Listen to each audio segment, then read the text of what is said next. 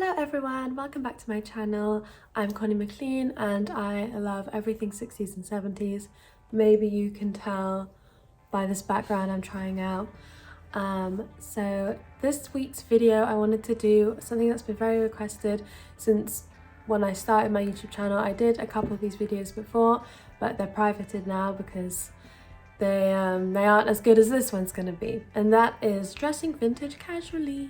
So I feel like a lot of people who are just starting to get into vintage style want to know how to do it in a casual way before you go really crazy and intense, and maybe you don't want to ever go crazy and intense, but you might think that, but later on you will, trust me.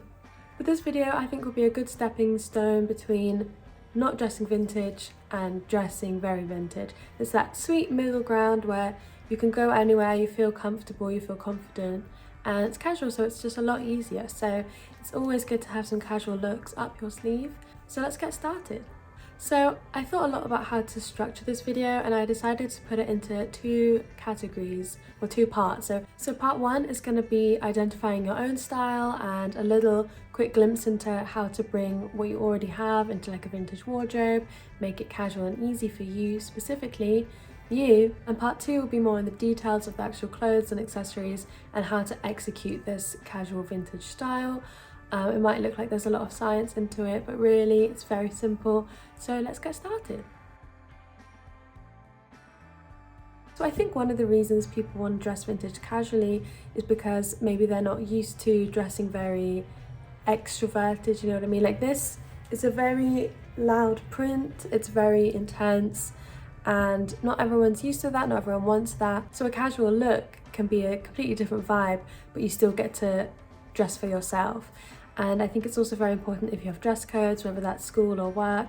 So my first question to you is, what is your style? What do you like? When you see vintage things, what part of the vintage wardrobe speaks to you the most? That could be which decade, which specific part of the decade, like which years. Do you like early mod 60s? Do you like more of the psychedelic? Do you like that casual Americana look? What is your vibe? Because once you understand your vibe, it's much easier to see what you're comfortable with, and what you're comfortable with is much easier to go casual. A hint I would say is go on Pinterest, type in just really simple 1960s style, and then you can work out all the things that you like about these pieces and look at the casual things. Don't be afraid to write casual 70s style as well.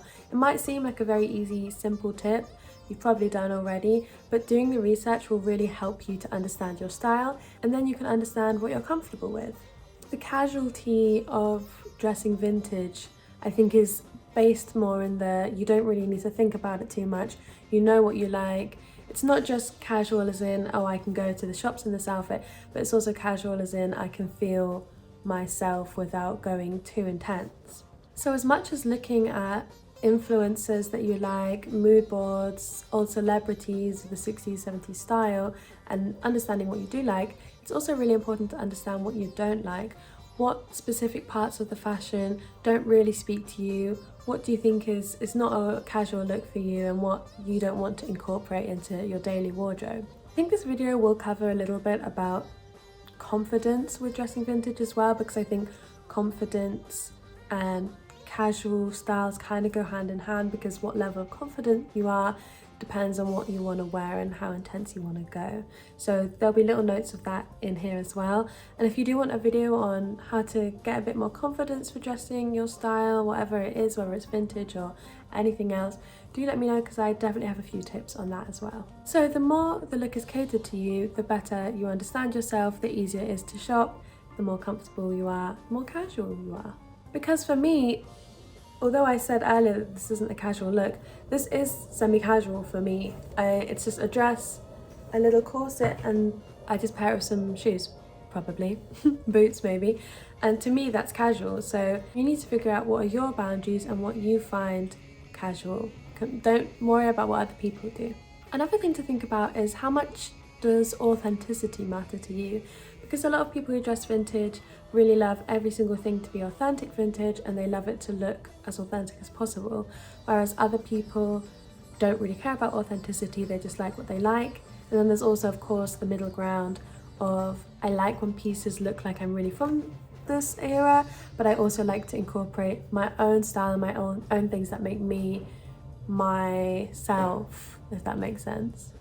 And the last point I wanted to say is, what do you already have in your wardrobe that you think is a casual vintage look? Because I'm sure lots of people, if you really look in there, will have lots of things that you think already qualifies as this kind of aesthetic that you like. When I first started dressing vintage, I had obviously no vintage clothes, like most people when you get into this style.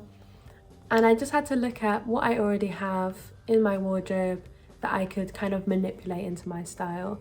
And I took a lot of things from my mum and a lot of things from everywhere, and that was a good way to make it casual because it was already my clothes. I already was comfortable in it, but then just spice it up a little bit. So the second part will explain how to do that. So part 2, let's talk about the clothes. That's the whole point of this video. Let's get into it. So shameless self-promo quickly. If you watch my other video, I did top essentials for a vintage wardrobe, I think. Why do I sound so unsure? And that will really help you because there's a lot of very staple, simple pieces in there that I think are pretty casual and can translate into this video topic. So one of my main pieces of advice would be start subtle. You can get the 60s and 70s style very easily with band t-shirts, which you can find anywhere, and lots of people wear it. They don't have to be vintage to wear that kind of style.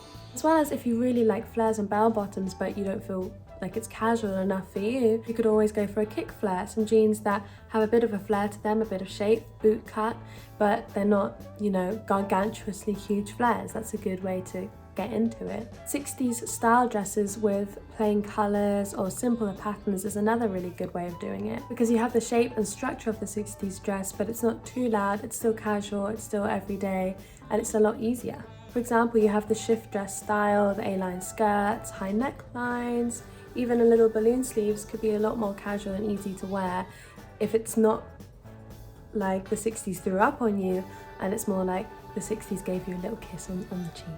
With that being said, another good tip would be to look at what's trendy and what seems casual now and try and revert it back to our old-fashioned ways. For example, the last few years Afghan coats have been really trending because it came from the Y2K trend that's come back, and so they're very seen as casual these days. So you can wear Afghan coats, vests, those kind of penny lane coats in a vintage way without feeling too overdressed.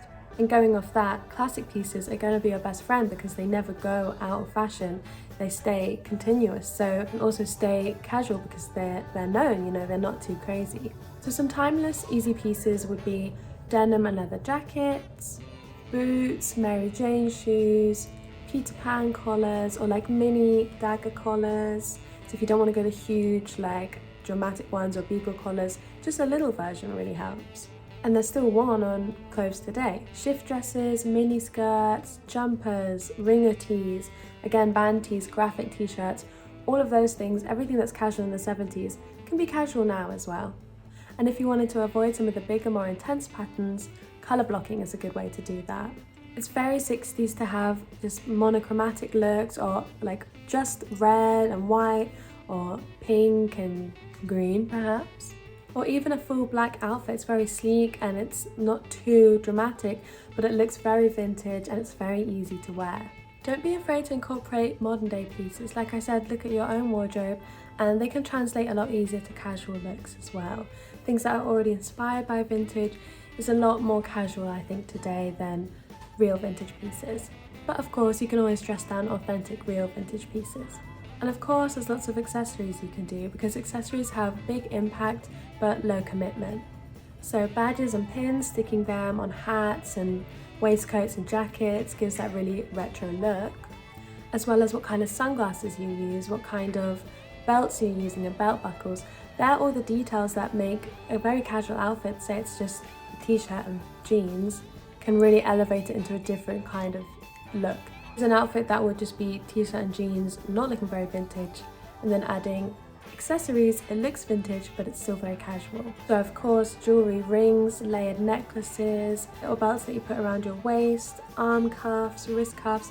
Don't be scared to experiment with the jewelry because it's a very subtle way of elevating a look, and it's a good way to start figuring out your style and figuring out some more extroverted looks without doing too much. You can also use textured tights. If you don't want to go for the bright, colourful mod tights, you could just do, you know, lacy tights, flowery tights, black or white, opaque. There's a lot of different things you can go with tights, trust me. And also scarves, you can tie them in your hair. You can do a skinny scarf just around the neck. It can be very easy and very simple. You don't have to do a huge big bow or a huge, you know, rock and roll Keith Richards style scarf. You could do something subtler, just a little skinny one tied around the neck. Really adds that rock and roll flair without being too much. So I hope this quick breakdown was helpful for you. It's definitely a journey when you're dressing vintage, and dressing casual is such a fun way to experiment and just relax. It's not always about the biggest, the brightest, the boldest you can do. You also want casual looks for your every day to day. I love to dress up, but I also love to be comfortable. I don't always want to be, you know, in a crazy outfit everywhere I go, even though I think that would be a big shock to people I do know, because I do love to dress up. But sometimes you just want to throw on something that isn't going to be so crazy, and that's fine. Do comment any other tips you have, and do comment what other videos you would love to see. Thank you so much for watching, and have a great day. Bye!